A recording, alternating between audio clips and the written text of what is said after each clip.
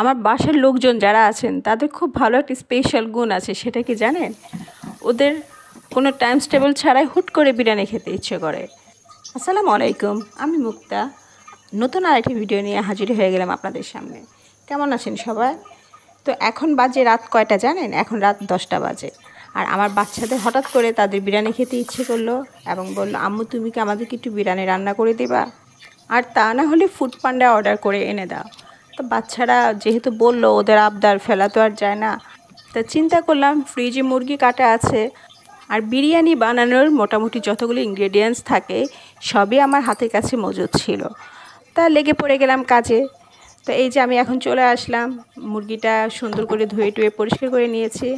আর এখানে বিরিয়ানি রান্নার জন্য একটা মশলা রেডি করে নিচ্ছি। তো এখানে প্রথমে আমি কিছু পেঁয়াজ বেরেস্তা করে হাত দিয়ে কচলি গুঁড়ো করে নিয়েছি। তারপর একে একে দিয়ে দিলাম টক দই, পোস্তদানা বাটা, কিশমিশ বাটা, বাদাম বাটা, একটু মরিচের গুঁড়া, আর আমার ঘরে বানানো একটি স্পেশাল বিরিয়ানি মশলা, যেটা আমি সব সময় ব্যবহার করে থাকি। আমি কেনা বিরিয়ানি মশলা খুব কম খাই, আমি নিজেই ঘরে বানিয়ে নেই। বিরিয়ানি মশলা বানানোর রেসিপিটা আমি আপনাদের সাথে আরেকদিন শেয়ার করে দেব ইনশাআল্লাহ। তো আমি রান্নাবান্না শুরু করে দিলাম।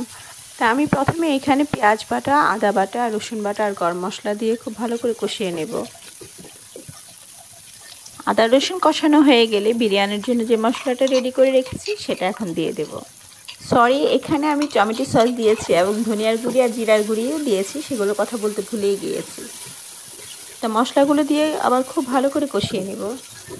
দিয়ে দেব 1.5 চামচ লবণ। তো মশলাটা আমি খুব ভালো করে কষানোর পরে মুরগিটা দিয়ে দেব। মুরগিটা দিয়ে আমি খুব ভালো করে আবার কষিয়ে নেব।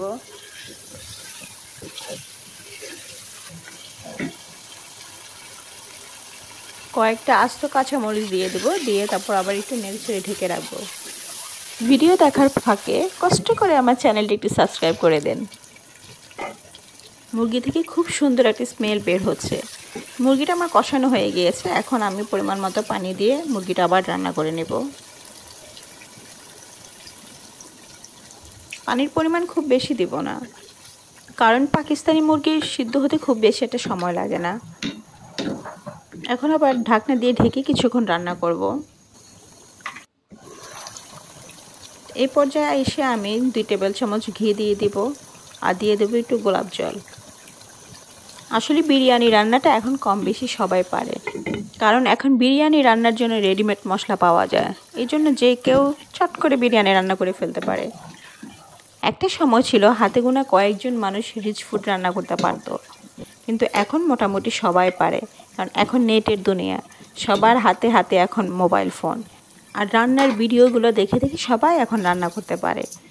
তো আমি এখানে যখন মুরগির ঝোলগুলো শুকিয়ে এসছে, আমি মুরগিগুলো উঠিয়ে রেখেছি। আর এখানে আমি দিয়ে দিলাম এখন পোলাও চাল, আর সাথে দিয়ে দেবো লবণ, সামান্য পরিমাণ আদা রসুন দেবো, কারণ আমি মুরগিতে আদা রসুন খুব বেশি এটা ব্যবহার করি নাই, কারণ মুরগির গায়ে থেকে আদা রসুনের গন্ধটা আমার খুব একটা ভালো লাগে না।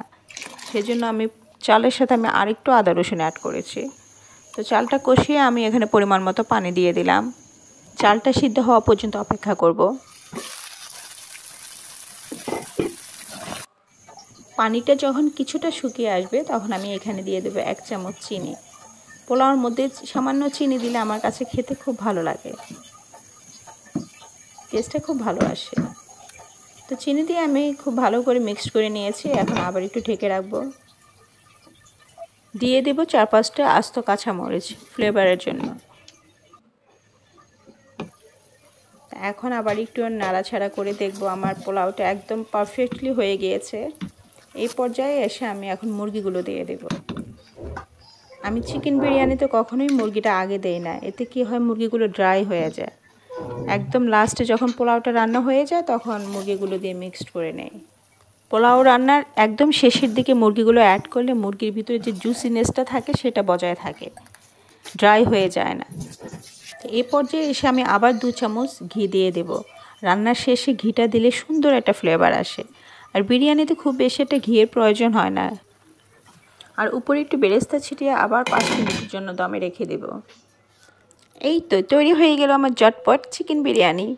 একটা রাইস ডিশে সার্ভ করে নিয়েছি, আর উপরে একটু বেরেস্তা ছিটিয়ে গরম গরম পরিবেশন করব। তো কেমন হয়েছে আমার চিকেন বিরিয়ানি রান্না অবশ্যই কমেন্টস করে জানাবেন, আর কষ্ট করে একটু লাইক শেয়ার দিয়ে দেবেন। তো আজকে এই পর্যন্তই, আগামী ভিডিও দেখার অপেক্ষায় সবাই ভালো থাকবেন। আল্লাহ হাফেজ।